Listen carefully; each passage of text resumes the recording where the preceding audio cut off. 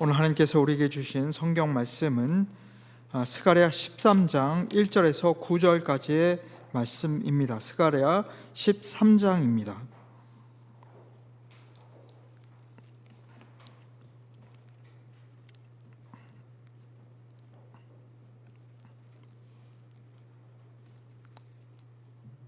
찾으셨으면 함께 읽겠습니다.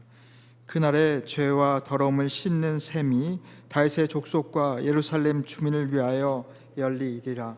만군의 여호와가 말하노라. 그날에 내가 우상의 이름을 이 땅에서 끊어서 기억도 되지 못하게 할 것이며 거짓 선지자와 더러운 귀신을 이 땅에서 떠나게 할 것이라.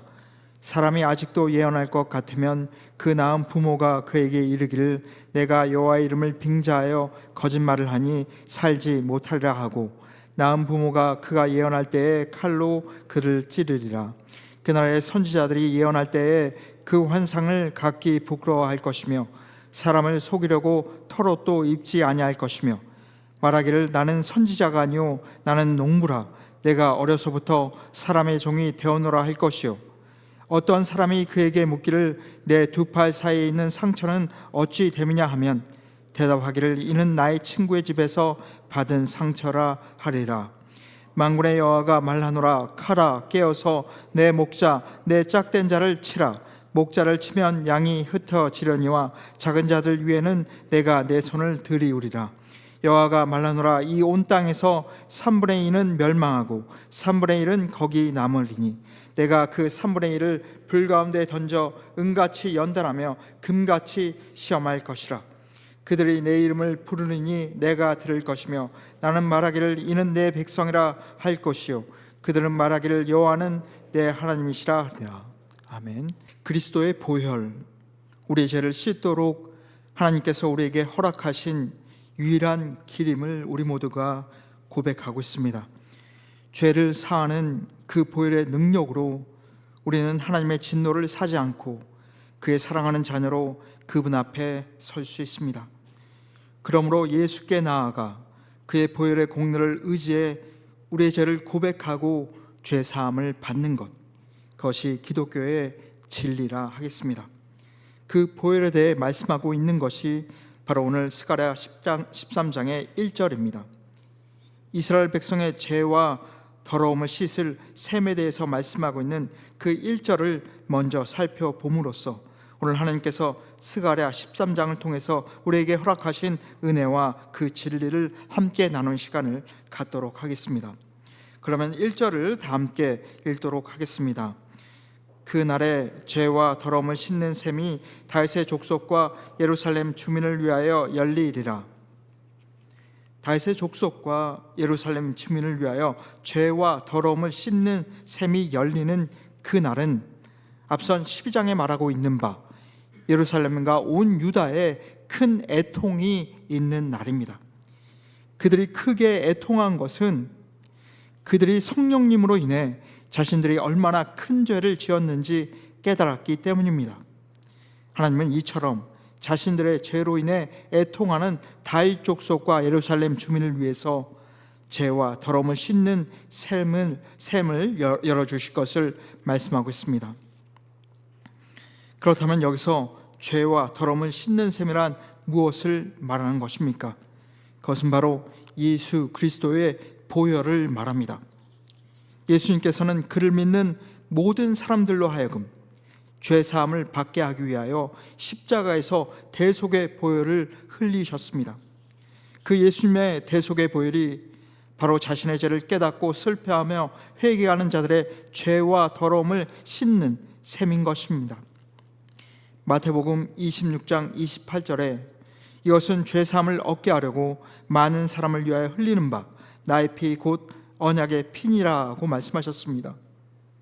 그렇습니다. 아무리 흉악한 죄인일지라 하더라도 예수께 나아가면 예수님의 보혈로 그 죄를 깨끗하게 씻음을 받을 수 있습니다. 진정으로 예수님의 피로 씻지 못할 죄는 없다는 것입니다. 만일 죄인이 그 죄를 사함받지 못한다면 오직 그 이유는 그가 예수님께 나아가지 않기 때문입니다. 아까 처음에 말씀드린 대로 하나님은 인간의 죄 문제에 있어서 오직 한 가지 구원의 길만을 여셨습니다. 곧 하나님의 아들 예수님께서 십자가 위에서 흘리신 대속의 피로 말미암은 구원입니다. 예수 그리스도의 보혈 외에 사람의 죄를 해결하는 그 어떤 것도 이 세상에는 없습니다. 우리는 죄의 대가가 사망임을 알고 있습니다. 죄 지은 자가 죄값을 그대로 받지 아니하려면 오직 누군가 죄의 값을 대신 치르는 대속이 필요한데, 완전한 의인이신 예수께서 목숨을 바치심으로 이 대속의 역사를 이루신 것입니다. 완전한 의인은 오직 예수님 한 분이시고, 그러므로 예수 그리스도만이, 그의 피만이 우리에게 유일한 속죄의 방편이 되는 것입니다. 또한 1절을 통해서 얻게 되는 또 하나의 진리는 예수 그리스도의 보혈은 죄 씻음에 부족함이 없는 마르지 않는 셈이라는 것입니다. 이 1절에서 그 죄와 더러움을 씻는 셈이 예수님의 보혈이라고 하는데, 여기서 보혈을 셈에 비유한 것을 생각해 보아야 하겠습니다. 셈은 물을 스스로 솟구쳐 냅니다. 셈은 그 물이 마르지 않습니다. 그렇습니다. 그리스도의 보혈이 셈에 비유된 것도 바로 이 때문입니다. 즉 예수 그리스도께 나아가는 사람은 얼마든지 언제든지 그 죄를 씻을 수 있다는 것입니다. 우리도 잘 알다시피 성도는 비록 예수 그리스도를 믿음으로 죄 씻음을 받았다고 해도 다시 죄를 짓지 않는 것이 아닙니다. 우리에게는 여전히 죄성이 있는 옛 자아가 공존하기 때문입니다. 그래서 죄의 유혹을 받고 다시 죄를 범할 수 있습니다. 그러므로 우리에게는 거듭해서 회개가 필요합니다. 그리스도의 보혈을 의지해서 지속적인 회개 생활을 해나갈 때에 우리에게 성화의 과정이 이루어지는 것입니다. 우리는 예수님의 보혈의 셈으로 언제든 나아가 우리 죄를 고백하고 그의 보혈로 말미암아 죄사함을 받는 은총을 얻게 됩니다. 그러므로 마르지 않는 샘과 같은 예수 그리스도의 보배로운 피를 의지하여서 삶의 죄들을 회개함으로 거룩에 이르길 축복합니다. 다음으로 2절을 함께 읽겠습니다. 만군의 여호와가 말하노라. 그날에 내가 우상의 이름을 이 땅에서 끊어서 기억도 되지 못하게 할 것이며 거짓 선지자와 더러운 귀신을 이 땅에서 떠나게 할 것이라. 이런 2절에 나오는 우상의 이름이 기억도 되지 않고 거짓 선지자와 더러운 귀신이 떠나는 현상은 죄와 더러움을 씻는 셈이 다윗 족속과 예루살렘 주민을 위하여 열리는 날에 일어날 현상입니다. 여기서 우상과 거짓 선지자와 더러운 귀신 때문에 그것에 영향을 받아 다윗 족속과 예루살렘 주민은 거룩한 삶을 살 수 없었습니다. 그러므로 당신의 백성들이 거룩하기를 원하시는 하나님께서는 이러한 것들, 우상과 거짓 선지자와 더러운 귀신들을 당연히 떠나가게 하고 근절시키는 것입니다. 다음으로 3절에서 6절입니다. 사람이 아직도 예언할 것 같으면 그 낳은 부모가 그에게 이르길 내가 여호와의 이름을 빙자하여 거짓말을 하니 살지 못하리라 하고 낳은 부모가 그가 예언할 때 칼로 그를 찌르리라.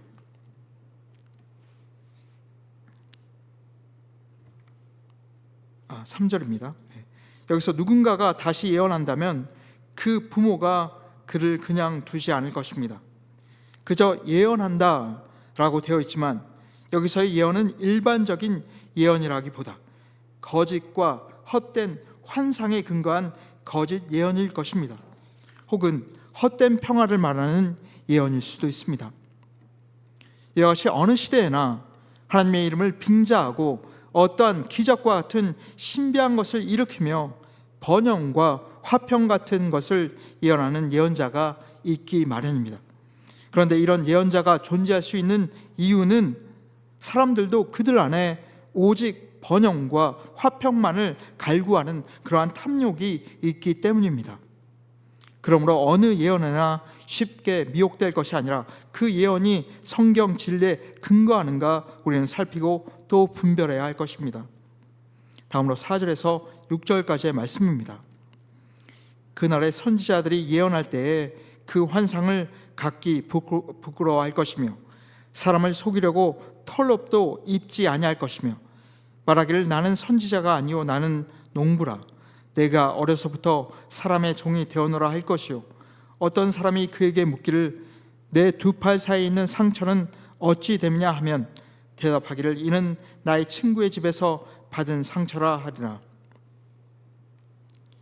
이 말씀은 거짓 선지자를 없애려는 이스라엘에서의 그러한 움직임이 있으므로 그 거짓 선지자들이 자신이 선지자로서 행한 과거를 숨기고자 나는 선지자가 아니요 농부다 이렇게 말하거나 두 팔의 상처는 친구의 집에서 받은 상처라고 변명하는 것을 살펴볼 수 있습니다. 여기서 우리가 알 수 있는 것은 거짓을 행하는 자들, 거짓의 결과가 무엇인지 볼 수 있다는 것입니다. 하나님은 진리이십니다. 그러므로 진리이신 하나님께서 말씀하시는 그날에 거짓은 제거되며 거짓으로 자기의 이익을 도모했던 자들도 제거될 것입니다. 그들 앞에 심판이 준비될 것입니다. 그러므로 성도는 하나님의 진실하심을 따라 정직과 진실을 지켜야 하겠습니다.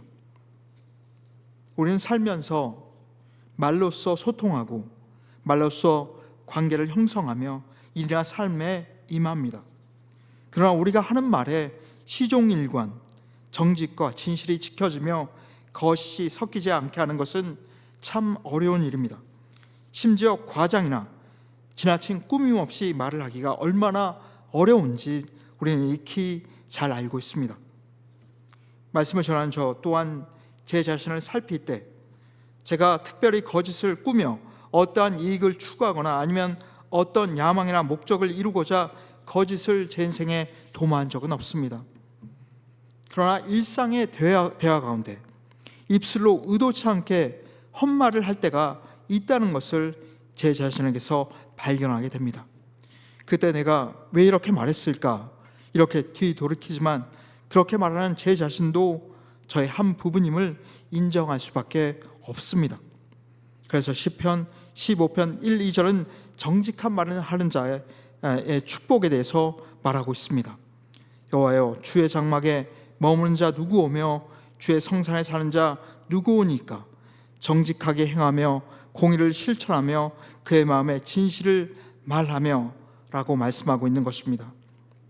실로 정직과 진실은 우리 스스로에게 자긍심을 주며 우리 스스로에게 자랑을 안겨다 줍니다. 반면에 거짓은 스스로에게 수치를 가져다 주고 그리고 상심케 합니다. 우리가 주님의 자녀로서 온전으로 나아가는 길은 정직과 진실이 가득한 말을 하는 것임을 깨닫고 우리의 말로 우리의 입으로 거짓을 멀리하고 참되고 신실한 말을 하기를 축복합니다. 또한 여기서 털옷이 언급되었는데 이 털옷이라고 번역된 단어는 아마도 예언자의 상징이었을 것입니다. 일례로 엘리야가 털이 많은 사람이라고 불렸고 세례 요한도 털옷을 입고 있었는데 바로 이 말씀의 털옷과 연관됩니다.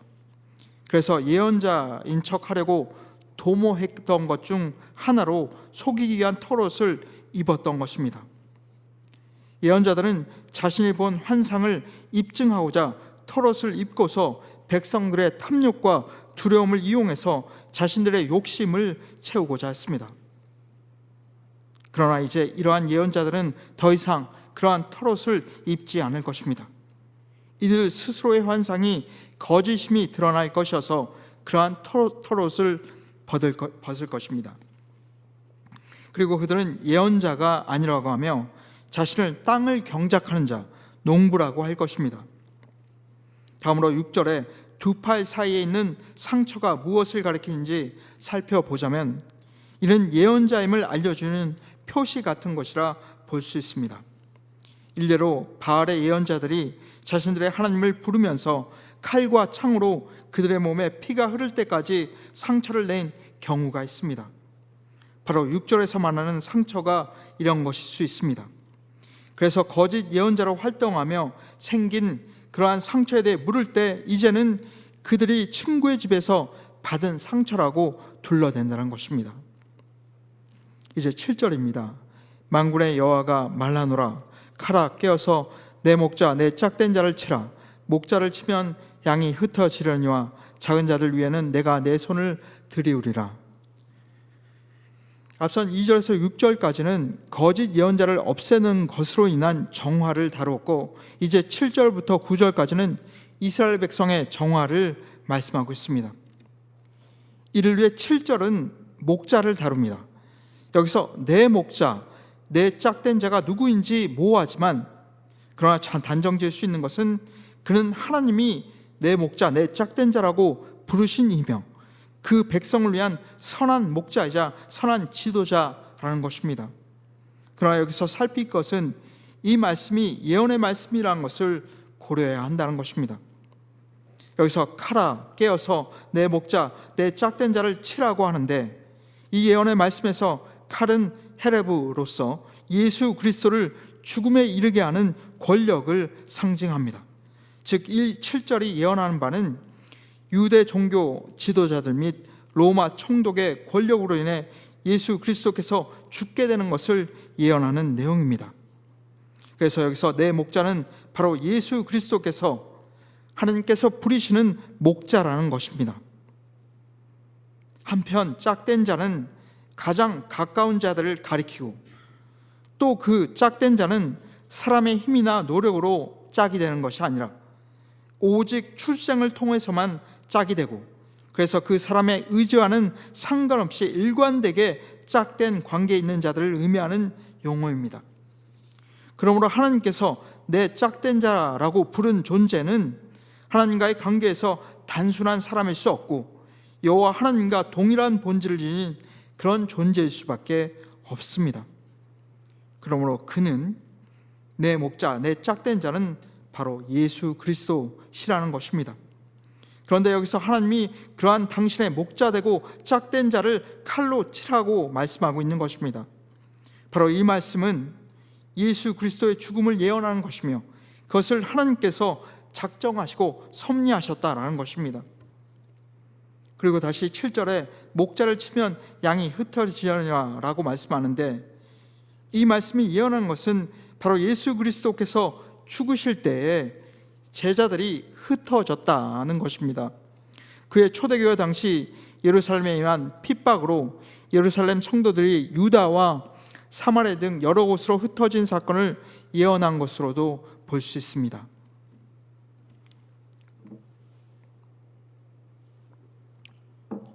그리고 작은 자들 위에는 내가 내 손을 들이라 라고 되어 있는데, 예수님이 죽으신 후 하나님의 백성이 흩어질 것이지만 그런데도 하나님은 일부에게 은혜를 베푸셔서 그들이 하나님의 보호를 받으며 하나님을 의지하도록 하실 것이란 내용의 예언입니다.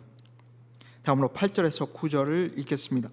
여호와가 말하노라. 이 온 땅에서 3분의 1은 멸망하고 3분의 1은 거기 남으리니 내가 그 3분의 1을 불 가운데 던져 은같이 연단하며 금같이 시험할 것이라. 그들이 내 이름을 부르리니 내가 들을 것이며 나는 말하기를 이는 내 백성이라 할 것이요 그들은 말하기를 여호와는 내 하나님이시라 하리라. 이 말씀은 하나님께서 이스라엘 백성을 심판하시는 가운데도 그의 은혜로 남은 자들을 구원하실 것이라는 예언입니다. 여기서 3분의 2와 3분의 1은 단지 문자 그대로의 3분의 2와 3분의 1을 말하는 것이 아니라 많은 부분과 더 적은 부분을 의미하는 표현입니다. 그래서 이는 3분의 2와 같이 많은 이가 심판 가운데 멸망하고 끊어지고 없어지지만 3분의 1과 같이 더 적은 이들은 그 땅에 남을 것이라는 것입니다. 그리고 하나님이 그 남은 이들에게, 즉 그 남은 백성들 가운데 임하실 때에 금과 은을 연단하듯 그 백성을 연단하실 것입니다. 그리고 그 연단의 목적은 오직 그 백성들에게서 더러움을 제하고 깨끗하게 하는 것입니다. 그리고 마침내 백성들은 그들이 겪은 연단과 시험으로 인해 여호와의 이름을 부르고 하나님은 들으실 것이며 하나님은 그들을 내 백성이라 하고 그 백성들은 여호와를 내 하나님이라 할 것입니다. 이상의 말씀에서처럼 성도가 정결하게 되고 성화가 되는 데는 시련과 연단이 필요한 법입니다. 성도이지만 여전히 우리에게는 죄라는 불순물이 섞여 있으므로 불과 같은 시련과 연단의 과정을 거쳐야 금과 은같이 귀한 존재가 될 것입니다. 그래서 베드로 사도는 이렇게 말씀했습니다. 그러므로 너희가 이제 여러 가지 시험으로 말미암아 잠깐 근심하게 되지 않을 수 없으나 오히려 크게 기뻐하는도다. 너희 믿음의 확실함을 불로 연단하여도 없어질 금보다 더 귀하여 예수 그리스도께서 나타나실 때에 칭찬과 영광과 존귀를 얻게 할 것이니라. 그러므로 지금 하나님께서 사랑하셔서 특별한 계획과 목적 가운데 시련과 연단 가운데 있으신 성도님들도 계실 줄 믿습니다. 재정의 시련, 관계의 시련, 건강의 시련, 그러한 시련에 계신 분도 있으실 것입니다. 그렇다면 그 시련으로 인해 고통하고 낙심하고 상심되시겠지만 그 고통과 연단 넘어 우리를 더욱 정금과 같이 빚으시고자 하시는 하나님의 그 복된 계획과 목적을 바라보시는 믿음의 눈을 가지시기를 축복합니다.